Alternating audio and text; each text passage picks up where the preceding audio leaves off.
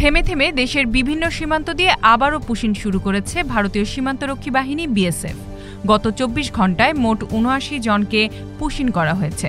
এর মধ্যে সিলেটের কোম্পানীগঞ্জ, জৈন্তাপুর ও গোয়াইনঘাট এবং সুনামগঞ্জের ছাতক উপজেলার সীমান্ত দিয়ে নারী শিশুসহ ৫৫ জনকে পুশিন করা হয়। বিজিবির সিলেট ৪৮ ব্যাটালিয়নের অধীনে জেলার কোম্পানীগঞ্জের কালাইরাগ, জৈন্তাপুরের শ্রীপুর ও গোয়াইনঘাটের তামাবিল এবং সুনামগঞ্জের ছাতকের নোয়াকোট সীমান্ত দিয়ে ৫৫ জনকে পুশিন করা হয়। পরে তাদের আটক করে বিজিবি।